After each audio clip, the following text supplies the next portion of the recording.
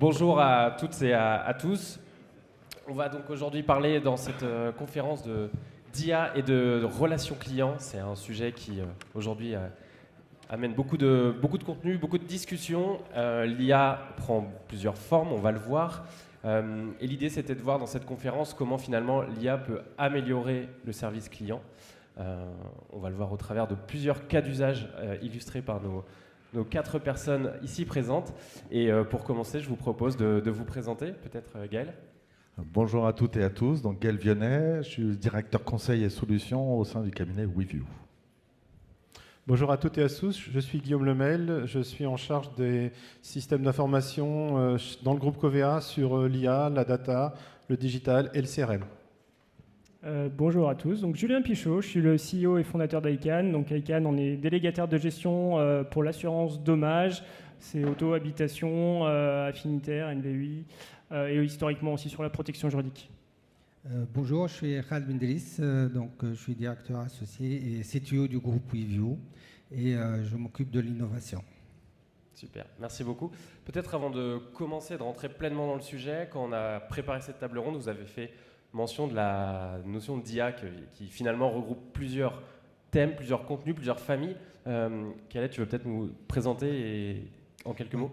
Oui, tout à fait. C'est l'occasion de préciser que le mot est mal choisi, parce qu'on parle beaucoup d'intelligence artificielle, mais réellement dans tout ce qu'il faut savoir et commencer vos projets, oubliez le mot intelligence, parce que derrière cette notion qui peut donner des espérances très très hautes, on parle plus d'algorithmes statistiques qui sont capables d'aider dans l'automatisation des processus. Je donne un exemple. Si on fait un système classique en programmation, on part avec des règles qu'on connaît, des données qu'on va injecter, on va programmer et à la fin, on a des résultats. Dans ce qu'on appelle faussement IA, intelligence artificielle, c'est un peu à l'envers. C'est-à-dire qu'on a un ensemble de données, un ensemble comment dire, on ne connaît pas exactement les règles. Donc ces données, on va les injecter dans un moteur statistique qui va tourner pendant un certain temps et qui va nous sortir des règles. Ces règles vont devenir le programme qu'on va utiliser après pour, ou bien dans l'IA classique, qu'on appelle, ça va générer des prédictions, c'est-à-dire qu'en regardant l'historique, en regardant un peu les patterns classés ou cachés dans ces données-là, on peut donner un insight ou une prédiction, prévision par rapport à une nouvelle donnée. Ce qu'apporte aujourd'hui et le buzz qui monte depuis 2 ans autour de l'IA générative, c'est qu'en plus de cette prévision ou cette prédiction ou cette proposition de pattern, on peut générer un contenu qui n'est pas dans les datasets anciens. C'est ce qu'on appelle l'IA génératif. Voilà, donc j'essaie un peu de mettre ce cadre pour dire que nous avons un outil, il faut connaître cet outil, ses limites, ses capacités et ses impacts pour pouvoir après l'utiliser dans des contextes et créer l'use case qui utilise cet outil pour automatiser et comment dire, par exemple, aller le collaborateur augmenté ou autre. Voilà. Donc, Merci pour cette introduction. Quand on a également préparé, on s'est dit que finalement l'IA touchait énormément de sujets. On a dû faire des choix. Un des premiers thèmes qu'on a souhaité aborder, c'est comment connaître et comprendre ses assurés. Guillaume, chez Covea, vous traitez des milliers d'interactions par jour. Vous avez mis en place des différents cas d'usage justement pour traiter et apprendre à connaître vos assurés. Est-ce que tu peux nous présenter ce que vous avez fait ? Oui, alors moi je vais vous parler d'un cas d'usage qui est en production depuis plus d'1 an et demi maintenant, début de l'année dernière, et qui s'appelle Voxia, donc Voxia pour la voix du client. Donc c'est l'idée d'utiliser des technologies d'IA pour analyser tous nos verbatim clients, et il y en a plusieurs millions qui arrivent à chaque fois qu'on fait des enquêtes de satisfaction. Donc on cherche à pousser une enquête de satisfaction après des actes de gestion, après une souscription, un sinistre, une réclamation, que sais-je. Donc on a énormément de verbatim. On a une note entre 0 et 5, et puis on a du texte libre, donc ce qu'on appelle le verbatim. Et souvent, pour nos marques, je prends l'exemple de MAF ici, on avait plutôt tendance à lire les verbatim quand les scores étaient négatifs, ou très négatifs, et on avait du mal à tout analyser. Donc ce qu'on a fait, c'est qu'on a fait tout simplement des modèles d'IA qui font de l'analyse sémantique, qui thématisent, donc qui extraient des thèmes. On a travaillé 37 thèmes avec des métiers, avec des utilisateurs, avec des annotateurs, et puis on essaie de mesurer aussi la tonalité, neutre, positive ou super, ou négative aussi. Et donc on a un score de tonalité qui permet de comprendre ce qu'il y a dans le verbatim.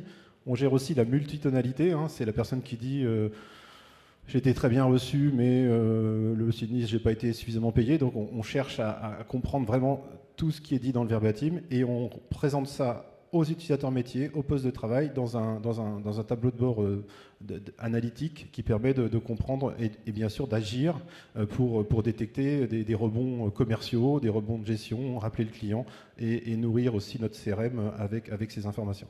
Okay, merci.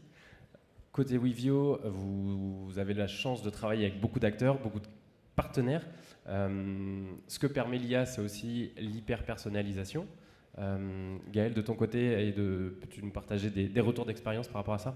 Exactement. Et juste pour compléter ce que tu as dit, Benjamin, l'IA recouvre tellement de sujets autour du service client, de l'hyper-personnalisation, qu'on a plutôt orienté sur des vrais cas d'usage, parce que notre conviction, c'est de dire c'est par des cas d'usage qu'on va pouvoir utiliser de l'IA générative, de la BI générative. Nous, un des cas d'usage qu'on a développé avec des outils qui vont prendre différentes formes techniques, on va dire ça comme ça, c'était notamment l'aspect réclamation client. L'objectif, c'est de dire, on collecte l'ensemble des données qui sont propres au client, les données du client, les données du contrat, des conditions générales, les différents cas d'usage, pour quand il y a une réclamation du client, le gestionnaire qui va répondre va être aidé par l'IA générative qui va lui créer du contenu ultra personnalisé par rapport à la situation du client.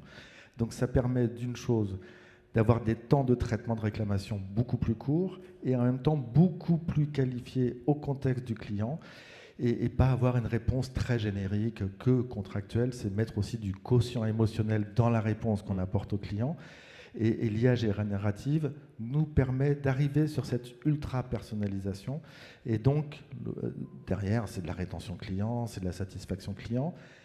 Et après, l'analyse, c'est de dire, ce type de réclamation, comment je peux, avec l'IA générative, reprendre les réponses et les re-réponses du client pour améliorer soit des process de vente, soit des conditions générales ou des conditions particulières qui peuvent être ambiguës au moment d'un sinistre ou au moment d'un litige commercial. Et donc, améliorer cette relation client et que le client sente que la réponse, elle lui est unique, même si elle est générique au final. Voilà, c'est un des cas d'usage de l'hyper-personnalisation. Merci beaucoup. Un autre thème qu'on a pu évoquer, c'est la performance opérationnelle que peut offrir l'IA pour les gestionnaires.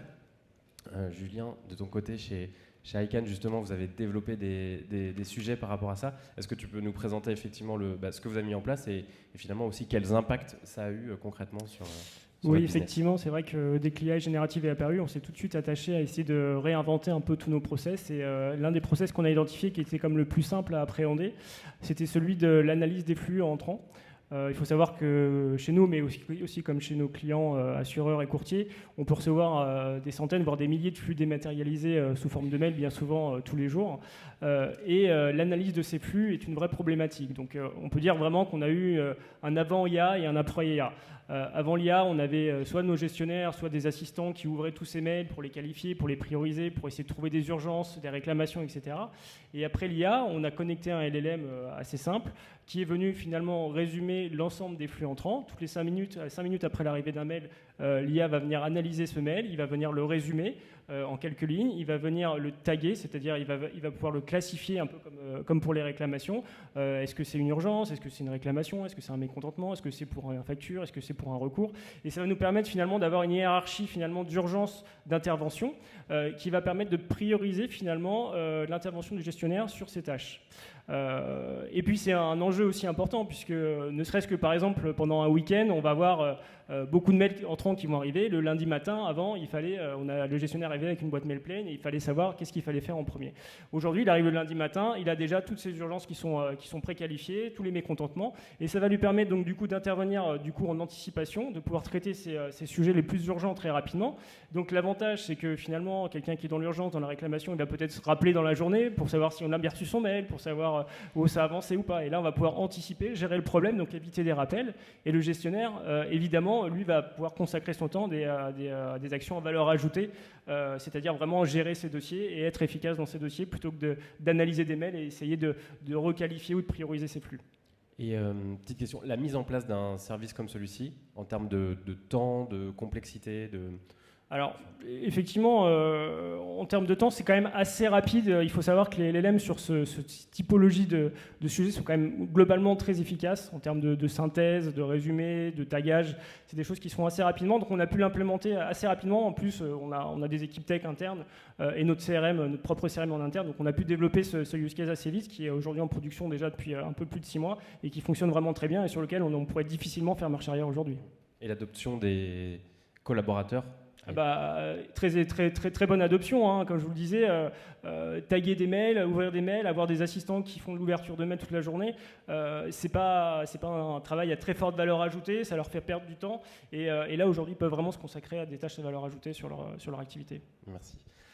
Guillaume, côté Covea, vous avez mis en place une expérimentation qui mêle plusieurs types d'intelligence, en tout cas types de process, du RPA, de l'IAG. Est-ce que tu peux nous le décrire un peu, ce cas d'usage? Oui, on a un cas d'usage toujours pour MAF au moment de l'indemnisation, quand on décide de faire une expertise salariée. Donc on envoie un salarié expert de MAF sur le lieu du sinistre, hein, parce que c'est un sinistre complexe ou singulier, donc on veut comprendre. Et jusqu'à présent, cet expert salarié avait besoin de préparer sa tournée, préparer ses visites, donc prendre connaissance du contexte du sinistre.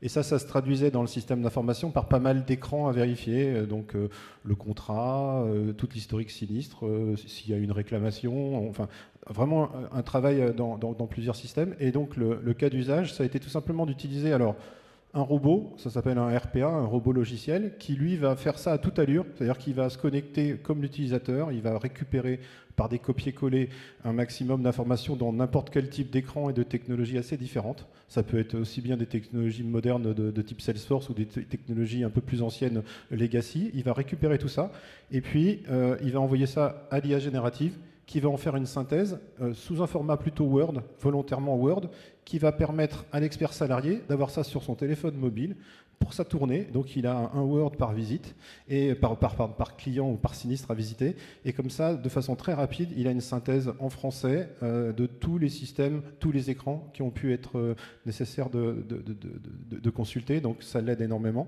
On augmente cet expert salarié grâce à l'IA et on lui prépare sa visite. Donc ça, c'est vraiment un cas d'usage qui tourne, qui commence à être piloté, testé, comme tu l'as dit. Qui est aujourd'hui en prod. Qui est en production, oui, sur certains, avec des pilotes. Hein, donc on n'a pas encore mis toute la population des experts, mais qui est en production, qui a été réalisé. Oui. D'accord. Et tu nous avais dit aussi que chez Covea, une chose sur laquelle aussi vous faites très attention, c'est de ne pas tout déléguer à l'IA. Il y a quand même une notion de contrôle humain.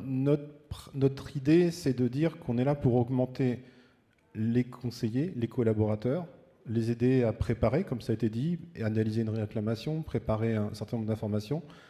On ne veut pas exposer ça directement au client parce qu'on sait qu'on peut avoir des risques d'incompréhension par l'IA, d'hallucination, de biais. Donc à chaque fois, l'humain a le contrôle, puis on veut aussi gérer cette relation humaine avec nos sociétaires, donc on garde la main, mais l'IA est derrière, un peu comme un assistant, comme un copilote, hein, c'est le terme que tous les éditeurs utilisent, comme un copilote, c'est vraiment ça l'idée. Ok, merci. Khaled, je crois que chez Wivio, vous avez aussi un lab d'innovation que tu pilotes.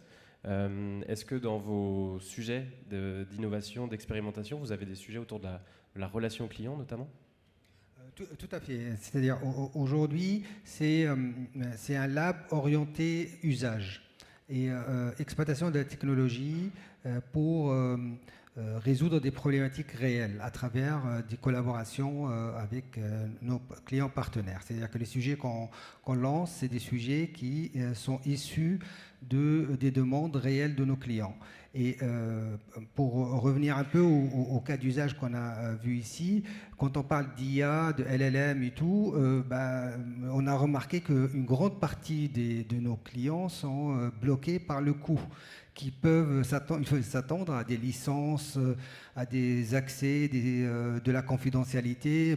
Qu'est-ce que je fais? Mes données seront chez OpenAI ou Google. Et on s'est attaqué dès le début à cette problématique. Et grâce à la communauté open source aujourd'hui, on a des LLM de très très bonne qualité, des langages large language models, c'est-à-dire qui sont équivalents à ChatGPT, mais qui s'installent sur les serveurs ou les virtual machines du client, c'est-à-dire qu'ils sont maîtrisés par le client. Donc, dans le lab qu'on a lancé, on a une solution qui s'appelle Winsight, qui permet de faire l'abstraction de ce LLM. C'est-à-dire qu'on a mis en place tout un ensemble de pipelines de données pour que les utilisateurs internes puissent dialoguer avec leurs données internes et que les insights ou quand on se connecte à une base pour voir les données du client, jamais ces données sortent du contexte de l'entreprise. Parce que le LLM qu'on utilise, les frameworks qu'on utilise sont des frameworks qui sont installés sur les serveurs de l'entreprise et qui respectent toute la sécurité et toute la confidentialité. Voilà, donc ça c'est un élément très très important pour pouvoir avancer. Sinon, si on n'arrive pas à causer cette case, c'est fini. C'est-à-dire que on va avoir tout de suite le frein de la sécurité et du RGPD et autres. Voilà. Et juste en complément à ce que disait Guillaume, de dire on n'expose pas directement les réponses de l'IA. C'est un peu ce qu'il y avait avant sur les chatbots. Je pose des questions, etc. Et on s'est dit, je vais personnaliser la relation client. Et on voit qu'on avait des réponses qui étaient un peu hallucinantes. Voilà. Et là, ce que dit Khaled, c'est de dire on prend les données des clients, quelles que soient les données, que ce soit en papier, de la GED, des données contrats, etc. Et du coup, l'interaction, on veut faire un gestionnaire augmenté un petit peu. C'est-à-dire que l'interaction qu'il y a avec le client, quel que soit le format de l'interaction, que ce soit du full web, par téléphone, en physique, etc., ça va permettre au gestionnaire de poser les questions en langage naturel et on va collecter l'ensemble des informations en temps réel ou des documents qu'on importe immédiatement du client pour apporter une réponse beaucoup plus personnalisée, circonstanciée, avec l'ensemble des données liées au client et à la politique de souscription, la politique d'indemnisation, etc. Et là, l'idée, c'est de dire, je ne donne pas ça directement au client final. C'est vraiment aider le gestionnaire sur des tâches à valeur ajoutée pour qu'il y ait des temps de réponse et une personnalisation et une pertinence de la réponse. Voilà, c'est ça l'objectif pour dire les gestionnaires ou les souscripteurs, les indemnisateurs, les call centers, etc., vont personnaliser la réponse, donc on n'a pas l'impression d'être un SIV ou un chatbot, etc. On ne me connaît pas. Et puis je vais apporter une réponse beaucoup plus pertinente qui sera moins contestable, entre guillemets, où on pourra discuter, y compris avec l'IA qui est sur le poste du collaborateur. Quand j'ai des objections du client, je peux les taper en langage comme le client me le pose, et là je vais avoir des argumentaires qui vont m'aider dans mes choix, dans les décisions et dans le rapport avec le client. Voilà, c'est ça l'objectif, d'avoir des gestionnaires augmentés. Et aujourd'hui, l'IA n'est pas assez mûre pour dire je la laisse répondre directement au client, etc. Et puis il y a un deuxième sujet très, très rapide sur l'hallucination. Nous les modèles qu'on fait, les modèles statistiques, c'est que les réponses qui sont générées, qui créent du nouveau contenu, on va les recompiler tous les soirs pour éviter d'avoir de l'IA hallucinante qui va dériver complètement sur des réponses, qui va prendre ces réponses comme une acception qui est vraie alors que c'est faux. Et donc du coup, on refait retourner les modèles tous les jours pour permettre de corriger ces effets de bord et qu'on n'ait pas une déviance. Tout à fait. Cette partie de monitoring et d'évaluation, paradoxalement, ça a été fait et ça a pris à peu près 40% du projet. C'est-à-dire qu'on a réalisé rapidement les projets. Comme dit tout à l'heure, ce n'est pas très compliqué grâce aux capacités de transfer learning qui existent dans les LLM. On peut faire beaucoup de cases qui étaient très complexes avant, mais le problème, c'est cette hallucination. Il faut mettre l'IA dans une cage bien comment dire, fermée. Et tous les soirs, on a un ensemble de questions dont on connaît les réponses. C'est du ground truth, comme on dit. C'est des réponses dures qu'on sait exactement qu'il doit répondre à comme ça. Et chaque soir, on le repose et on fait une évaluation selon plusieurs axes et on alerte dès qu'il y a une petite hallucination. Parce que là, on n'est pas en train d'exposer, on n'est pas en train de faire du grand public. On est vraiment faire du professionnel et la réponse est engageante. De votre côté, Guillaume, de quelle manière aussi vous circonstanciez, ou en tout cas vous vous mettez en cage, entre guillemets, si je reprends les mots de Khaled? On garde la logique de dire que l'humain est au centre de la relation client. Quand on a une fiche juridique, par exemple, qui est générée par un LLM, cette fiche, elle est recertifiée par le juriste, qui peut donc dire elle est valide, elle devient source de vérité, exactement comme ça. Donc, elle devient, ou alors elle peut être surchargée, corrigée, et là elle devient source de vérité, ou alors elle peut être carrément, c'est complètement à côté de la plaque, et donc on gère ça par finalement une sorte de proxy, enfin de base de données de vérité juridique, là où le LLM, lui, peut aider à amener les fiches. Et puis on donne aussi des notions de péremption de réponses à l'IA générative, c'est-à-dire qu'on efface régulièrement les réponses pour les régénérer, en reprenant dans l'exemple de la protection juridique, en étant sûr qu'on a la nouvelle jurisprudence ou des choses comme ça. Donc on a un certain nombre de moyens. Après, quand on interroge des humains, nous sommes tous, quelquefois on a des réponses différentes aux mêmes questions, hein, parce qu'on est fatigué, parce qu'on se trompe. Donc faut pas non plus, voilà, on peut aussi halluciner certains ou certaines. Donc voilà, donc on a déjà dans l'assurance, dans la chaîne de valeur, ça peut arriver qu'un collaborateur se trompe. On a aussi des mécanismes de niveau 1, d'expertise. Le client peut nous... Voilà, donc faut faire ça aussi avec l'IA, tout simplement. Ça marche, très bien. Donc on le voit, l'IA peut permettre et offre déjà de belles avancées. Néanmoins, c'est aussi à nuancer, on l'a souligné. Julien, de ton côté, vous avez testé, mis en place des choses justement pour optimiser les temps d'attente dans la relation client. Et tu as des retours à nous partager sur ce sujet-là? Oui, effectivement, on avait un use case intéressant. Une fois que les modèles sont entraînés, et pour aller dans le sens de l'agent augmenté, on s'était dit que sur le papier, en tout cas, c'était une super idée de profiter finalement du temps d'attente sur le centre d'appel des assurés, c'est-à-dire qu'ils peuvent parfois attendre 1, 2, 3 minutes, pour essayer de collecter un maximum d'informations sur la problématique de l'assuré. Alors nous, on a fait ce use case dans le domaine de la protection juridique, où l'idée, c'était de demander finalement à l'assuré, en arrivant sur un SVI, donc un serveur vocal interactif, de pouvoir nous expliquer finalement la problématique qui l'amenait à nous appeler. Alors sur le papier, quand tout se passe bien, en fait, c'est génial parce que du coup, l'assuré va décrire son problème juridique. Quand notre agent va prendre l'appel, il va déjà avoir le problème juridique qu'il va avoir sous les yeux. Il va avoir déjà les sources documentaires qui vont être associées à cette problématique et la réponse qui va être générée par un bot qui a été entraîné, comme l'a dit Guillaume tout à l'heure. Donc c'est un vrai avantage, un vrai gain de temps, à la fois pour notre agent évidemment, mais aussi pour l'assuré qui n'en a pas forcément conscience immédiatement, mais qui va lui permettre d'avoir une réponse plus rapidement. Néanmoins, il y a quand même quelques bémols à ce use case, même si sur le papier, effectivement, il est génial. Dans la réalité, finalement, on a vu deux grosses problématiques. C'est que la première, finalement, quand l'assuré arrive sur le centre d'appel et qu'il arrive directement sur un SVI qui lui demande de synthétiser son problème, et ben en fait, l'assuré, c'est la première fois de sa vie qu'on lui demande ça. Et donc, le temps pour lui, il a quelques secondes pour réfléchir finalement à sa problématique et la synthétiser. Et en fait, il y a beaucoup d'erreurs et de personnes qui ont du mal finalement à la synthétiser très rapidement. Et puis le deuxième point, effectivement, et c'est en lien avec le premier, c'est que finalement, on s'est rendu compte que dans plus de 80% des cas, finalement, ça apportait finalement assez peu d'éléments assez constructifs pour l'agent pour lui permettre vraiment d'apporter la valeur qu'on avait espéré, c'est-à-dire d'avoir une réponse rapide.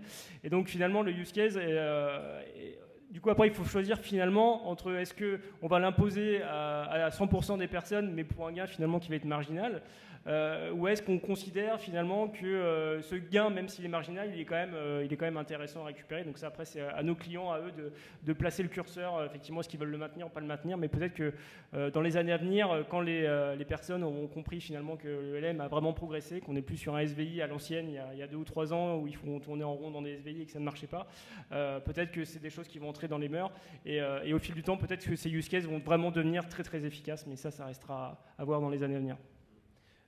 Gaël, tu nous partageais quand on faisait la préparation qu'il était aussi important de changer de paradigme où l'assureur ne devait plus, on devait se mettre dans la peau de l'assuré, et que finalement les moyens d'interaction suivant la personne et le persona qu'on incarne étaient complètement différents, et de ne pas imposer finalement une relation à l'assuré.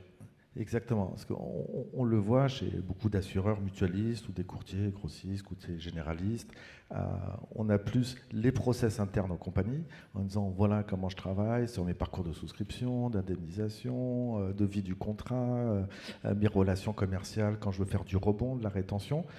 Sauf qu'on se rend compte dans les cas d'usage que la consommation faite par le client est différente, et du coup il faut changer ce paradigme en disant comment, y compris avec l'IA qui peut nous aider en disant, ou de l'analyse mathématique en disant dans quel cas d'usage le client va avoir tel canal de communication avec son assureur.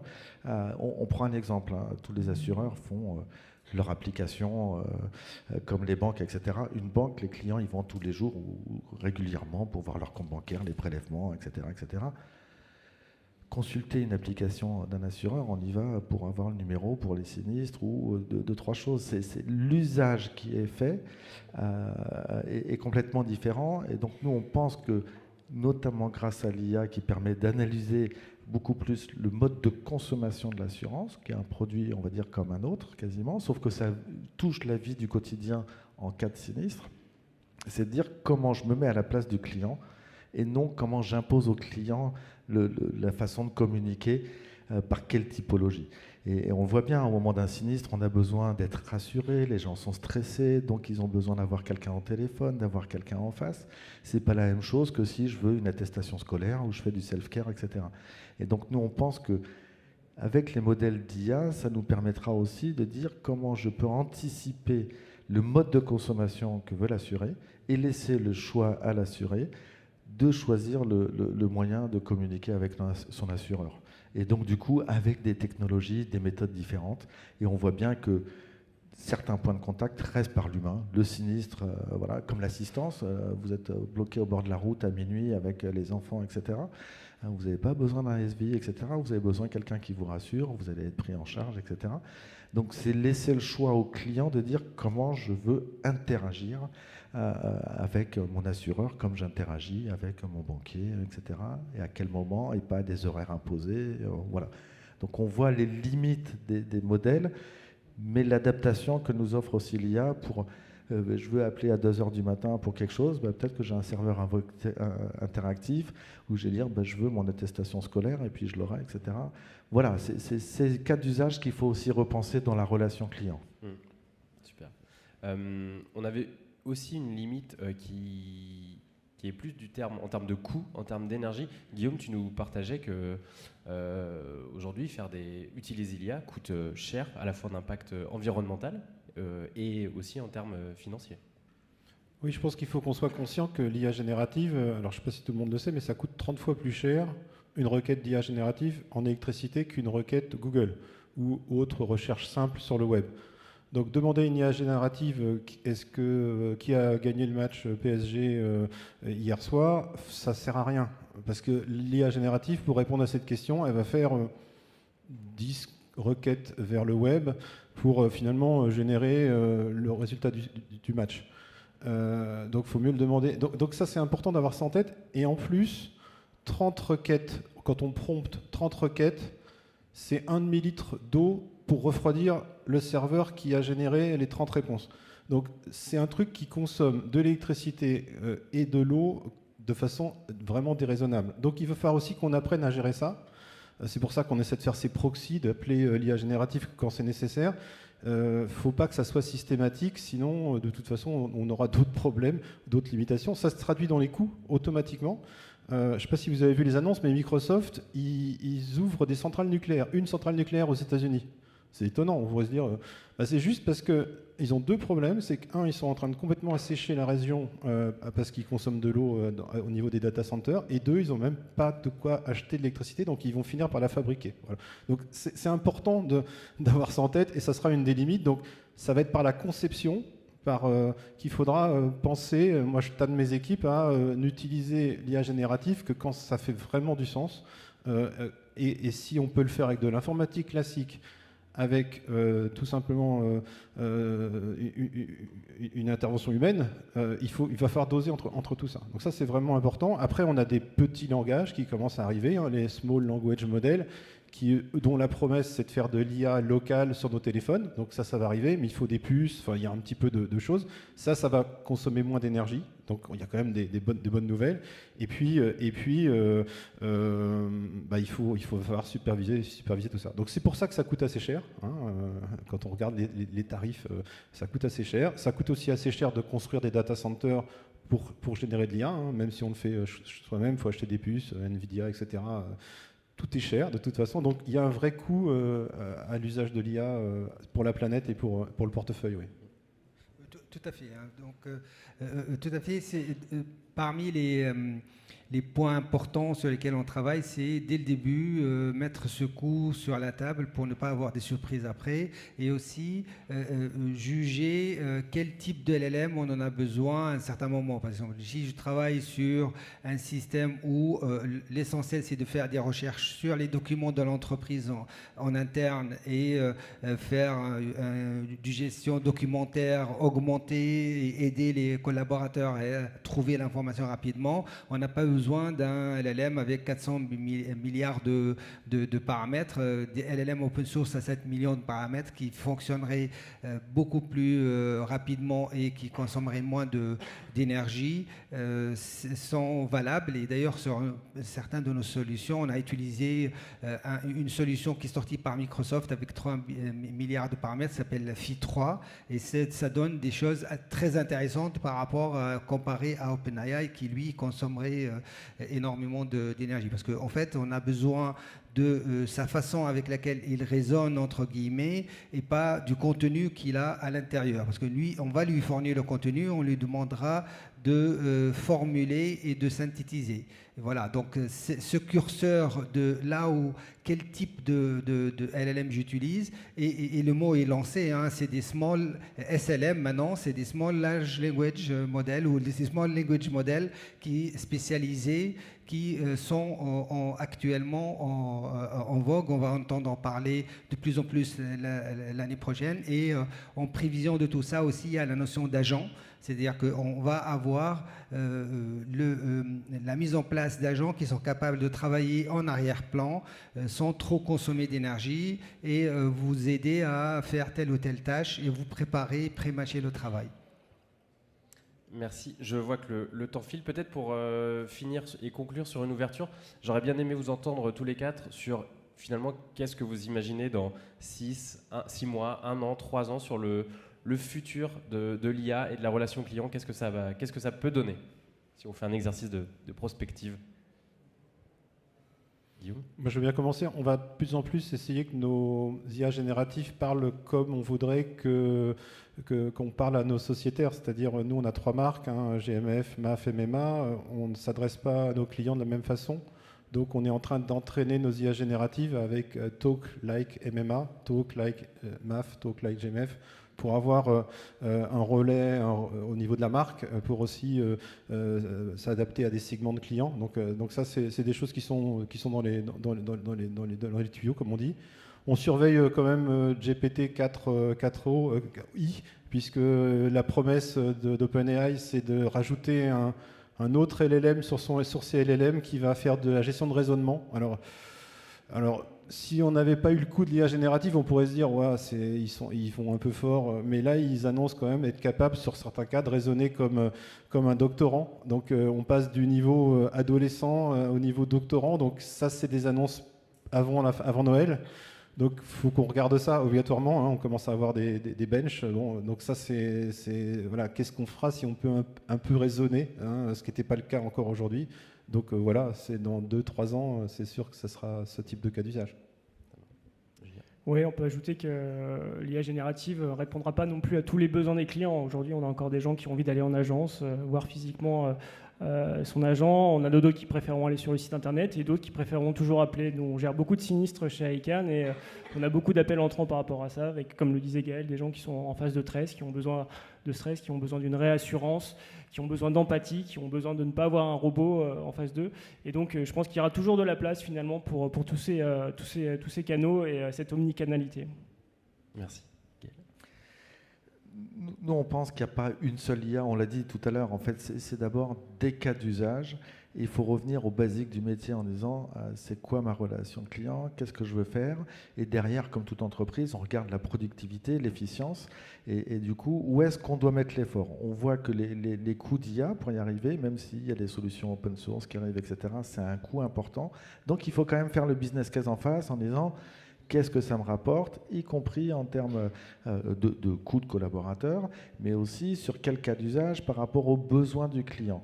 On voit qu'il y a des besoins de proximité sur le client, et plus il y a de l'IA, plus il y a des langages, etc., plus nous on pense que cette proximité sera importante, et donc il y a besoin de choisir ces cas d'usage de façon beaucoup plus pragmatique. Et nous on pense que derrière l'IA générative, la prochaine étape sera aussi de la Gen BI, c'est-à-dire qu'on a des data warehouse avec beaucoup d'actuaires qui font de la BI, des triangles, etc. C'est comment on va pouvoir utiliser aussi cette IA générative sur de la Gen BI pour aider encore plus dans la décision de souscription, d'indemnisation, de segmentation, pour aider. Donc voilà, donc c'est plus dire, il y a beaucoup de cas d'usage, on peut robotiser, il y a des process de RPA qui ne coûtent pas très cher, etc. Donc c'est choisir le bon cas d'usage pour comment je veux gérer ma relation client et comment je veux optimiser mes process et mes coûts, avoir un retour sur investissement aussi par rapport à ma relation client, parce que c'était quand même ça un petit peu l'objectif, c'est de dire comment on aide dans la relation client par rapport aux besoins du client et comment moi je gère aussi mes coûts là où j'ai du volume, où là je peux avoir une valeur ajoutée pour avoir un gestionnaire, un souscripteur, un indemnisateur, un régleur augmenté. Voilà, pour finir, je vais revenir à la notion d'agent. Je pense que les prochains mois vont ramener une simplification d'utilisation des multi-agents qui sont capables en dialoguant avec les clients, de choisir les bons outils derrière grâce à l'IA génératif et nous ramener vers la notion de jumeau numérique du client, quoi. Voilà, donc si on arrive à avoir vraiment une vision numérisée entre guillemets du client, on anticiperait ses besoins, ses réactions, et on sera, dès qu'il décide d'interagir avec nous, on a déjà la réponse et on sait qu'il va le faire parce qu'on a traité énormément de données et parce qu'il y a la notion de raisonnement qu'il y a derrière. Donc cette notion de jumeau numérique pour le client, je pense que c'est la tendance 2025. Merci beaucoup. Il nous reste 2 minutes. Si vous avez des questions dans le public, n'hésitez pas.